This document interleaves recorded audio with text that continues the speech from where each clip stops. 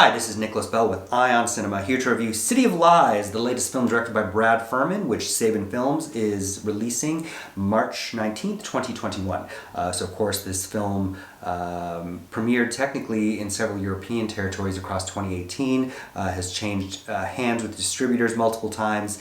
It was yanked from release kind of at the last minute in the fall of 2018 for reasons that are kind of unclear, which have generated their own conspiracy theories. But here it is, finally, just weeks after Saban Films bought the rights, you'll get to see it. Of course, it is based on the 2002 expose Labyrinth by the journalist Randall Sullivan, which hypothesized quite bluntly some theories about who really killed Tupac Shakur and Notorious B.I.G.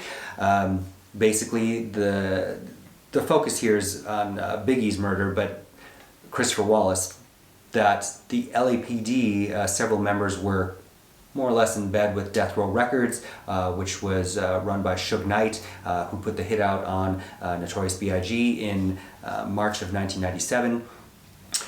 Johnny Depp plays Russell Poole, who's an LAPD detective who he arrives on the scene of a crime where two undercover police officers, one white, played by Shea, one black, Kevin Gaines, played by Amir Joseph.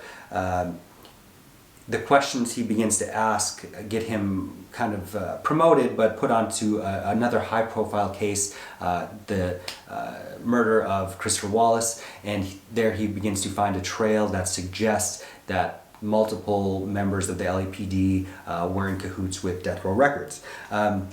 Lots of interesting facets, all of it kind of on the sidelines because this compelling narrative is kind of eclipsed by Johnny Depp and Forrest Whitaker playing Jack Jackson, a journalist who in the late 90s had made an assertion in an article that he won a Peabody for, East versus West, that Christopher Wallace put the hit out on Tupac.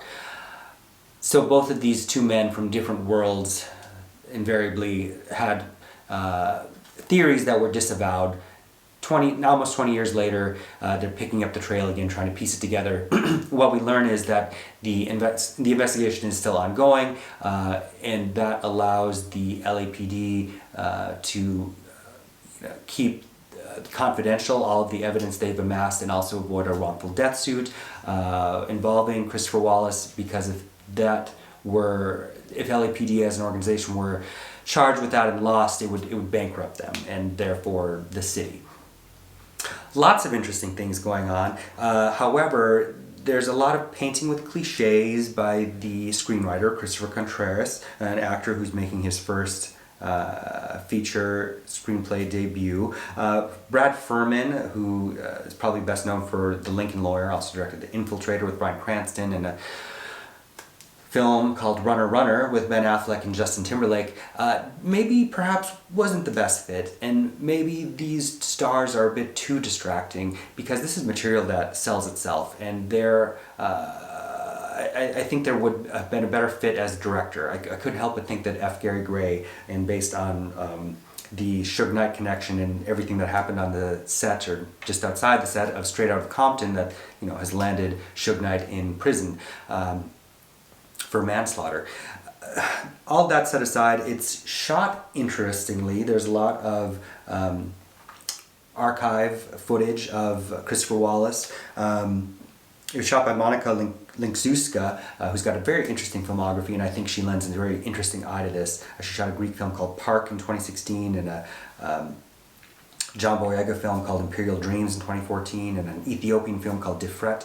Those are all very interesting films. I think that visually, there's enough there to really key into.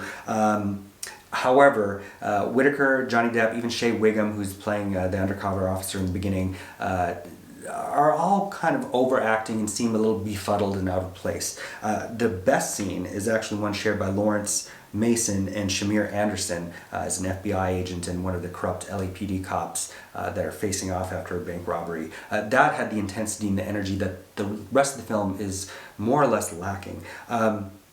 However, if you're interested in any of this at all, even though it deserves something of the scope of like OJ Made in America, there is enough here to definitely tune in. However, you could make the same faults of City of Lies are the same that are evident in All Eyes on Me or Notorious, the 2009 film made about Christopher Wallace. So, take it with a grain of salt. However, I would give City of Lies 2 out of 5 stars. Thank you. Hey, this is Eric from IONCINEMA.com. If you want to support us, subscribe below. For more reviews, interviews, film festival coverage from Sundance, Cannes, Toronto, you want to check out these guys on this side.